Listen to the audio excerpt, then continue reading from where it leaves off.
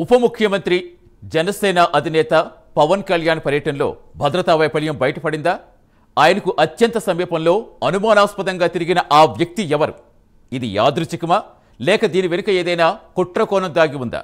Deputy CM కార్యాలయం నేరుగా జిల్లా ఎస్పీకి ఫిర్యాదు చేసిందంటే పరిస్థితి తీవ్రత ఎలా ఉందో మనం అర్థం చేసుకోవచ్చు. అసలు ఏం జరిగింది? ఆ వ్యక్తి నేపథ్యం ఏంటి?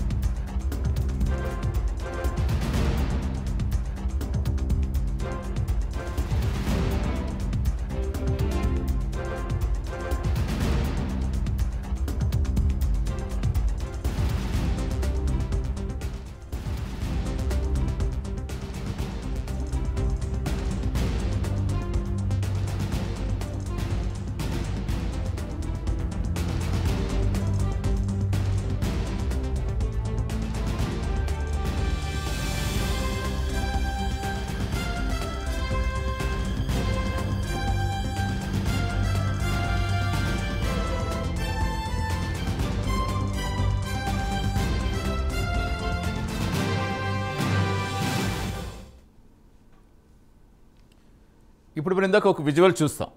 అది ఎక్కడంటే డాక్టర్ బిఆర్ అంబేద్కర్ కోనసీమ జిల్లా రాజోల్ నియోజకవర్గంలో ఉంది. ఈ నెల 26న పవన్ కళ్యాణ్ ఇక్కడ పర్యటించారు. శంకర్ గుప్తన్ ట్రైన్ కారణంగా నష్టపోయిన కొబ్బరి రైతులను పరామర్శించారు. పర్యటన సాఫీగానే సాగుతోందని అందరూ అనుకుంటున్న సమయంలో ఒక వ్యక్తి కదలికలు అనుమానాలకు తావిచ్చాయి. డిప్యూటీ సీఎం వెళుతున్న ప్రతి చోట ఆయనకు అత్యంత సమీపంలో కేవలం కొద్ది అడుగుల దూరంలోనే ఈ వ్యక్తి కనిపించాడు. పవన్ కళ్యాణ్ కొబ్బరి తోటలు పరిశీలిస్తున్నప్పుడు, అధికారులతో సమీక్షిస్తున్నప్పుడు, చివరికి క్యాన్వాయ్ వద్ద కూడా ఇతను పవన్కు చేరువుగా ఉండటం గమనార్హం.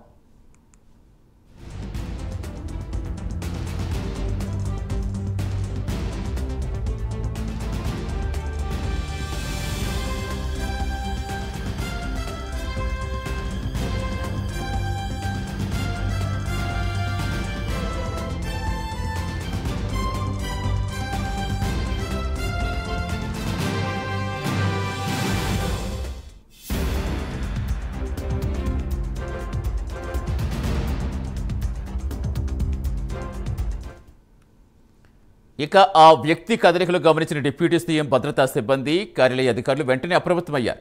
అంతర్గతంగా విచారణ చేపట్టారు. ఆ వ్యక్తి ఎవరు అనేది. ఆ వ్యక్తికి సంబంధించి మలికిపురం మండలం గూడపల్లి గ్రామానికి చెందిన వైసీపీ కార్యకర్త పొన్నం నరసింహరావుగా గుర్తించారు. ఒక ప్రతిపక్ష పార్టీకి చెందిన కార్యకర్త ఎలాంటి అధికారిక హోదా లేకుండా డిప్యూటీ సీఎం చుట్టూ ఉన్న అత్యంత కీలకమైన భద్రతా వలయంలోకి ఎలా ప్రవేశించగలిగాడు? అసలు అతని ఉద్దేశం ఏంటి? ఈ ప్రశ్నలే ఇప్పుడు తలెత్తుతున్నాయి.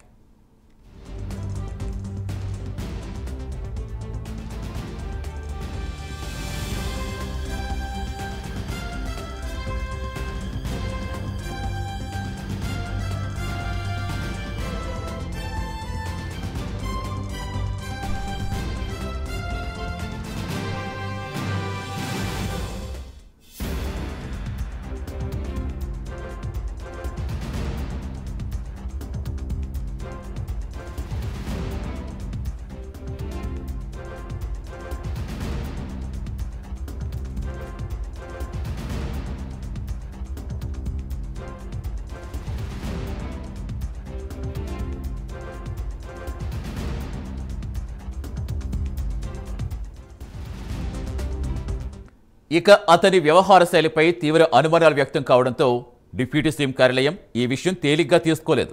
నేరుగా కోనసీమ జిల్లా ఎస్పీ దృష్టికి ఈ విషయం తీసుకెళ్లారు. పొన్నం నరసింహరావు కదలికలపై, అతని కార్యక్రమ పాస్ ఎలా వచ్చిందనే దానిపై సమగ్ర విచారణ జరపాలని కోరారు. ఈ ఫిర్యాదుతో ఇప్పుడు కోనసీమ జిల్లా పోలీసు యంత్రాంగం ఉలిక్కిపడింది.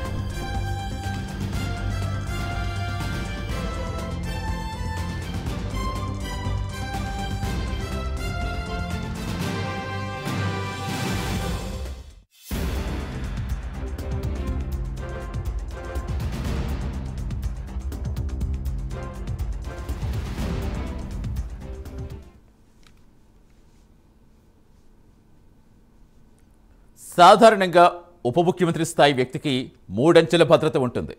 ఇంటెలిజెన్స్ సెక్యూరిటీ వింగ్, లోకల్ పోలీసులు, ఆయన వ్యక్తిగత భద్రతా సిబ్బంది.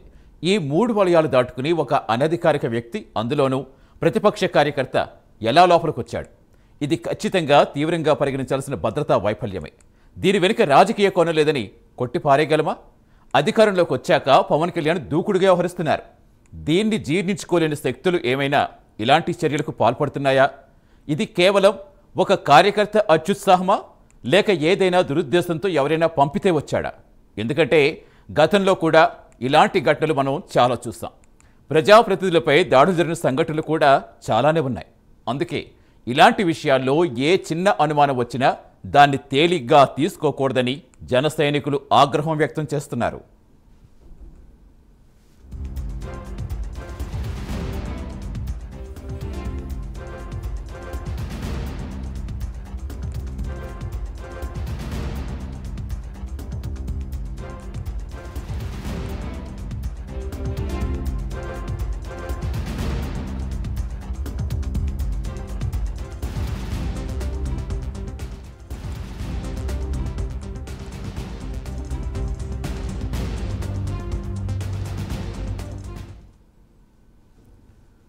మరోసారి పవన్ కళ్యాణ్ పర్యటనలో భద్రతా వైఫల్యం బయటపడిందా?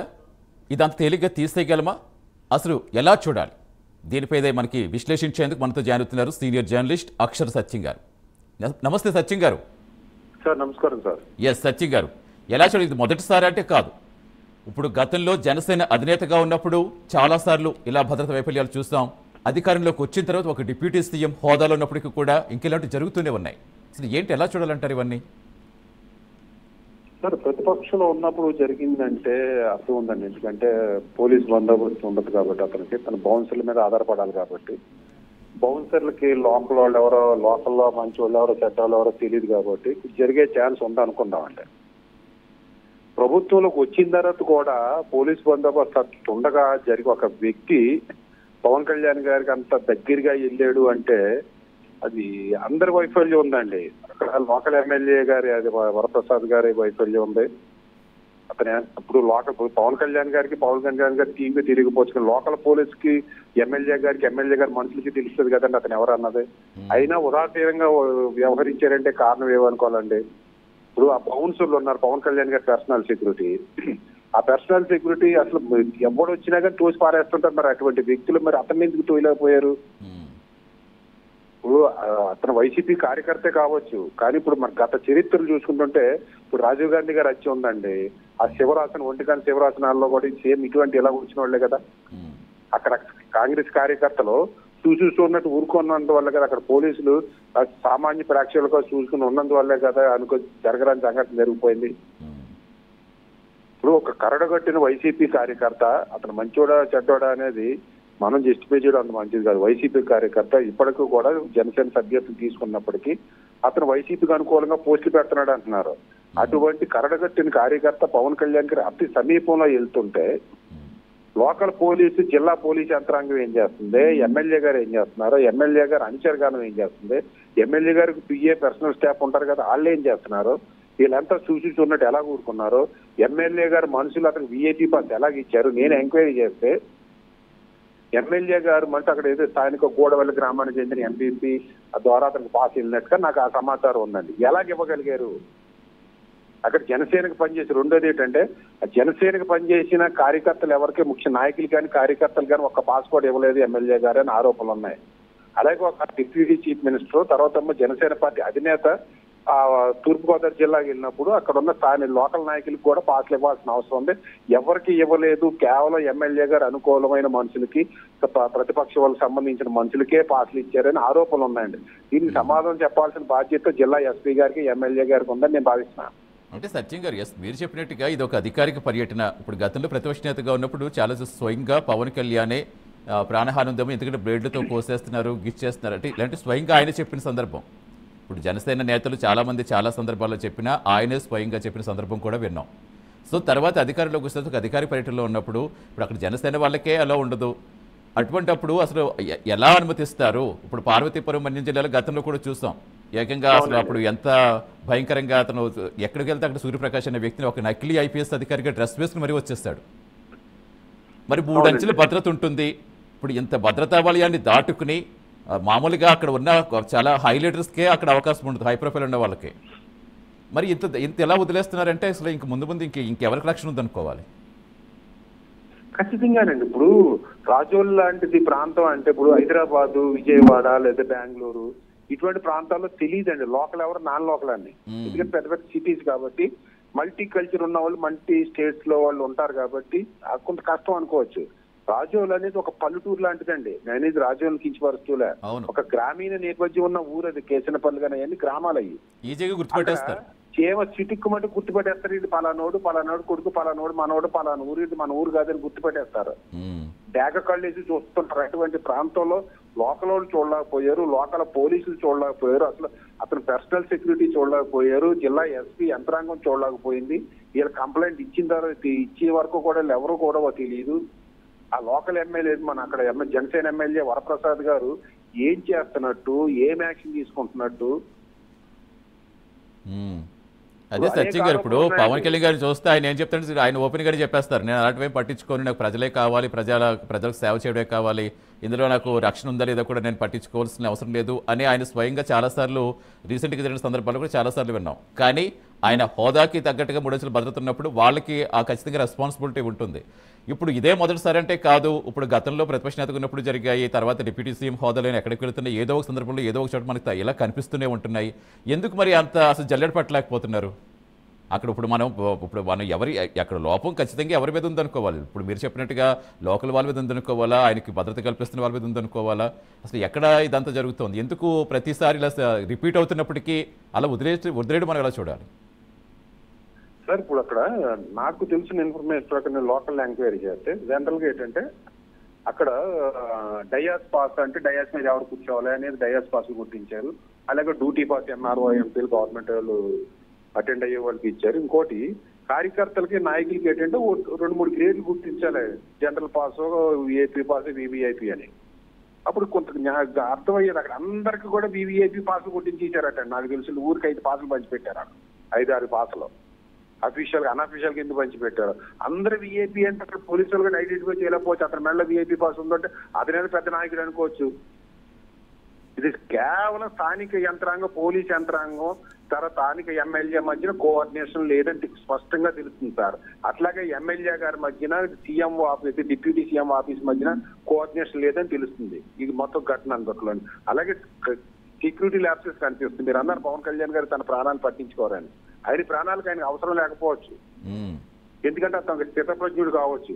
ఆయన ఏంటంటే ఆ డబ్బు అంటే లెక్క ఉండదు, అవసరం ఉండదు, నాకు పదవి అవసరం లేదంటాడో, ఏది పట్టించుకోవడం. కానీ అతను నమ్ముకున్న వాళ్ళు ఆయన కావాలి కదండి.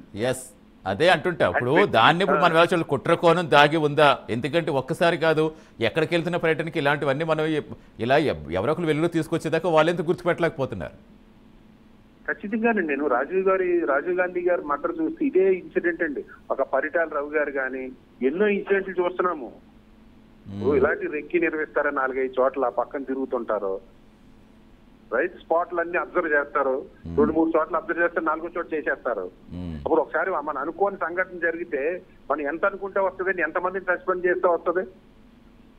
అప్పుడు కూడా రాజీవ్ గాంధీ గారు హత్య కేసులో కూడా స్థానిక కాంగ్రెస్ నేతలు చూసి కూడా అబ్జెక్ట్ చేయలేదని ఆరోపణలు ఉన్నాయి కదండి. ఇటువంటి ఇన్సిడెంటే కదా. ఇప్పుడు వాళ్ళు ఏం చేస్తే వస్తుంది సార్? మళ్ళీ తిరిగి రాజీవ్ గాంధీ గారు మళ్ళీ వస్తారా మనకి? పరిటాల రవి గారు మళ్ళీ వస్తారా? ఒక స్థానిక ఎమ్మెల్యే అయి ఉండి జనసేన నుంచి జనసేనకి ఒక లైఫ్ ఇచ్చిన బట్టి మొదటి ఎన్నికల్లో కూడా ఒక లైఫ్ ఇచ్చిన నియోజకవర్గంలో జనసేనకు బలం సామాజిక వర్గంగా కానీ పార్టీ పరంగా ఉన్న నియోజకవర్గంలో ఒక ఐఏఎస్ ఆఫీసర్ అండి వరప్రసాద్ గారు. ఇటువంటి వ్యక్తి ఆయన చెడ్డ వ్యక్తి కాదండి. ఆయనకి ఏంటంటే రాజకీయ అనుభవం లేకపోవచ్చు ఖచ్చితంగా, కానీ అతనికి పరిపాలన అనుభవం కదండి. ఒక ఐఏఎస్ అడ్మినిస్ట్రేటివ్ ఆఫీసర్ కదండి, ఇండియన్ అడ్మినిస్ట్రేటివ్ ఆఫీస్ సర్వీస్ కదా. పాత్ర ఎలా డిస్ట్రిబ్యూట్ చేయాలో తెలీదా? తనకి తెలియని వ్యక్తి ఎలా కూర్చొని తెలియదు. తెలుసుంటే వైసీపీ నాయకుడిని పవన్ కళ్యాణ్ గారి దగ్గరికి వచ్చే పరిస్థితి ఎలా? పవన్ కళ్యాణ్ గారి దగ్గర మీరు అన్నట్టుగా ఎమ్మెల్యేలనే దగ్గరికి రానివరైనా అవును, అది జనసేన కార్యకర్తల సమావేశం జరుగుతున్నప్పుడే అక్కడే చాలా రెస్ట్రిక్షన్స్ ఉంటాయి, చాలా ప్రోటోకాల్ ఉంటుంది, ఇలాంటివి చూస్తూ ఉంటాం ఒక నేను ఇంటర్నల్ గా తిరుపతి జరుగుతున్న వెళ్ళాను, సమావేశాల్లోనే. వచ్చినప్పుడు అలాంటిది ఇలా అబ్జర్వ్ ఓపెన్ ప్లేసెస్ చేస్తామని. జరుగుతున్నప్పుడు అంత దగ్గరగా అదే నేను తిరుపతి పవన్ కళ్యాణ్ గారు వచ్చినప్పుడు మనం లాస్ట్ మంత్ ఎప్పుడో వస్తే జిల్లా ప్రెసిడెంట్ హరిప్రసాద్ గారు రావడం దగ్గరికి అక్కడ పోలీసులు ఉమ్, పసుపులేటి హరిప్రసాద్ గారిని జిల్లా ప్రెసిడెంట్ చిత్తూరు జిల్లా ఉమ్మడి చిత్తూరు జిల్లా జనసేన అధ్యక్షులు రానివ్వలే. ఉమ్, మరి అటువంటి అంత మీరన్నట్టు 3 అంచెల సెక్యూరిటీ వ్యవస్థ ఉన్న దగ్గర రాజ్యంలో వెళ్ళిందంటే ఎవరిని రెస్పాన్సిబుల్ చేయాలి అనేది జిల్లా ఎస్పీ గారు వరప్రసాద్ గారు కూర్చొని తెలుసుకోవాలి ముందు. ఉమ్. ఇది తప్పు అంటూ జరిగితే వాళ్ళిద్దరిదే అండి. అదే చెప్తుంటే సత్యం గారు, ఇప్పుడు ఇదే మొదటిదా అంటే మొదటిది కాదు, కనీసం చివరిదన్నా కావాలని కోరుకోవాలి కదా. ఇంకా మళ్ళీ మళ్ళీ రిపీట్ కాకుండా ఇప్పుడు అసలు ఎలాంటి యాక్షన్ ప్లాన్ రూపొందిస్తారని తెలుసుకోవాలి కదా. ఇప్పుడు ఎలాగైతే కరెక్ట్గా ఉంటుందని మీరు అనుకుంటున్నారు? ఇప్పుడు కూడా అంటే పవన్ కళ్యాణ్ గారు ఏదో అనుకోవడం తర్వాత ప్రభుత్వం కూడా పట్టించుకోవాలండి. చంద్రబాబు నాయుడు గారు హోమ్ మినిస్టర్ గారు కూడా పట్టించుకోవాలి. ఇప్పుడు భీమవరం ఒక డిఎస్పీ మీద కంప్లైంట్ చేశారు, ఏం యాక్షన్ తీసుకున్నారండి? తెలుగుదేశం కూటమి ప్రభుత్వం, తెలుగుదేశం ప్రభుత్వం అంటే మరి బాధపడతారు. ఇప్పుడు అక్కడికి వచ్చి నకిలీ ఎస్ఐటి ఒక ఐపీఎస్ ఆఫీసర్ పవన్ కళ్యాణ్ గారు దాంట్లో క్యాన్వాయ్లో దూరాడు. ఏం యాక్షన్ తీసుకుందంటే కూటమి ప్రభుత్వం, చంద్రబాబు నాయుడు గారు హోమ్ మినిస్టర్ గారిని ఇప్పుడు తిరిగింది. పోలీస్ యంత్రం ఏం యాక్షన్ తీసుకుంటుందండి? అంటే సహాయ నిరాకరణ ఏమైనా చేస్తుందా తెలుగుదేశం ప్రభుత్వం? లేదా పవన్ కళ్యాణ్ మాకు సంబంధం లేదన్నట్టుగా చూస్తుందా? అసలు చంద్రబాబు నాయుడు గారికి, హోంశాఖకి, రాష్ట్ర ప్రభుత్వానికి పవన్ కళ్యాణ్ గారి సెక్యూరిటీ సంబంధం లేదా? సంబంధం ఎందుకు స్పందించడం లేదు పవన్ కళ్యాణ్ గారు రేట్ చేసిన ఇష్యూస్ మీద? దీని మీద అయితే దృష్టి పెట్టాల్సిన అవసరం ఖచ్చితంగా కనిపిస్తుంది. ఖచ్చితంగా ఇలాంటి రిపీట్ కాకుండా చూడాల్సిన అవసరం ఉంది. ఇప్పుడు ఎవరు ఎందుకు వచ్చారనేది కూడా తేలాల్సిన అవసరం ఉంది. ఎందుకంటే ఇలాంటి అనుమానాలు చాలా వస్తుంటాయి కాబట్టి ఆ అనుమానాలు నివృత్తి చేసే విధంగా అసలు ఏం జరిగింది అనేది అధికారులే వెల్లడిస్తే కరెక్ట్ గా ఉంటుంది. Right, thank you so much Sachin గారు, థ్యాంక్స్ ఫర్ జాయినింగ్. ఒక్క నిమిషం sir, last 1 point sir. Okay, right, చెప్పండి. అతను కార్యకర్త కావచ్చు సార్, వైసీపీ కార్యకర్త కావచ్చు, లేదా అభిమానుడు వచ్చి ఉండొచ్చు, ప్లస్ మైనస్ ప్రతి వర్షం 2 ఉంటాయండి. కానీ నెగిటివ్ సైడ్ నుంచి ఆలోచిస్తే పవన్ కళ్యాణ్ గారి సేఫ్టీ సైడ్ నుంచి ఆలోచిస్తే ఒక గుర్తు తెలియని వ్యక్తి పవన్ కళ్యాణ్ గారికి 5 గజాల దూరంలో వెళ్తే రేపు పొద్దున పవన్ కళ్యాణ్ గారి లైఫ్ కి సెక్యూరిటీ లేదని సంఘ విద్రోహ శక్తులు భావిస్తే రేపు పొద్దున వాళ్ళు కూడా చొరబడితే దీనికి రెస్పాన్సిబుల్ ముఖ్యమంత్రి గారా, హోమ్ మినిస్టర్ గారా, పవన్ కళ్యాణ్ గారా, వరప్రసాద్ గారా, ఎస్పీ గారా, లేదా కలెక్టర్ గారా, లేదా అక్కడ ఉన్న ప్రజల ఎవరు బాధ్యతలు అనేది తేల్చాలని చంద్రబాబు నాయుడు గారు. రైట్ అండి, yes, thank you sir, thanks for joining Sachin గారు. Thank you.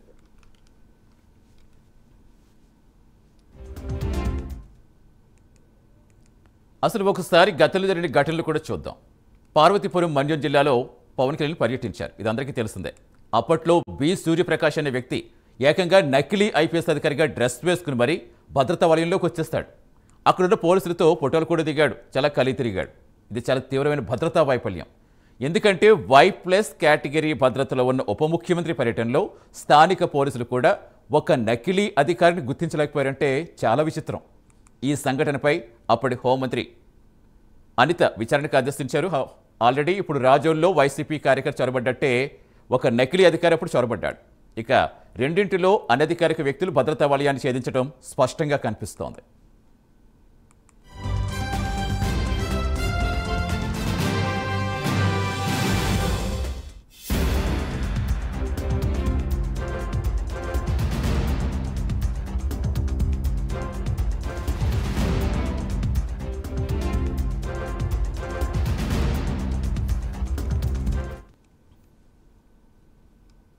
ఇక గత ఏడాది డిసెంబర్లో పవన్ కళ్యాణ్ ఆఫీస్కు ఒక గుర్తున్న వ్యక్తి ఫోన్ చేసి చంపుతాన్ని బెదిరించాడు. అసభ్యకరమైన సందేశాలు కూడా పంపించాడు. ఈ విషయాన్ని జనసేన పార్టీ చాలా సీరియస్గా తీసుకుని పోలీసు ఉన్నతాధికారి ఫిర్యాదు చేస్తుంది. ఇది ప్రత్యక్షంగా ఆయన ప్రాణాలకు ముప్పు ఉందని హెచ్చరించిన సంఘటన.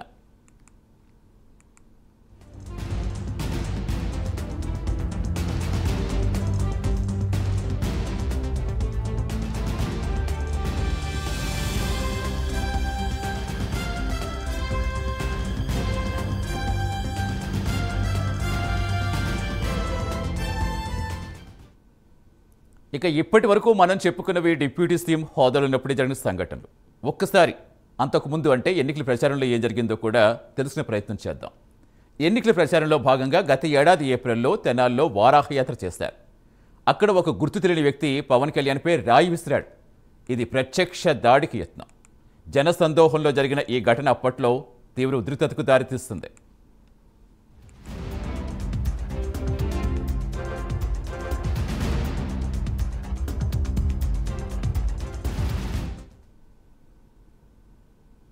ఇక బహిరంగ సభల్లో కొంతమంది వ్యక్తులు తన దగ్గరకు వచ్చి చేతులు కోసేస్తారని, పలుచని బ్లేడ్లతో దాడి చేస్తారని స్వయంగా పవన్ కళ్యాణే ఆరోపించారు. ఇది కూడా గత ఏడాది ఏప్రిల్లోనే జరిగింది.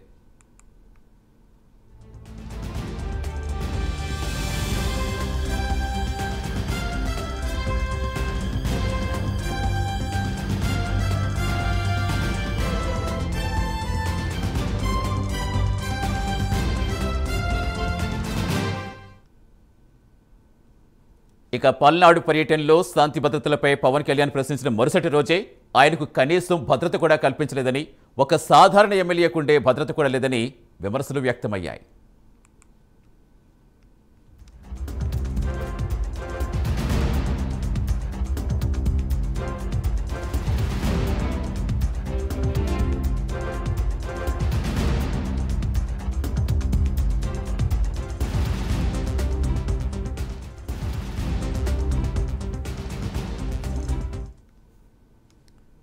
ఇక ఇవన్నీ చూశాక రాజోల్లో జరిగిన ఘటనపై అనుమానాలు రావడం చాలా సహజం.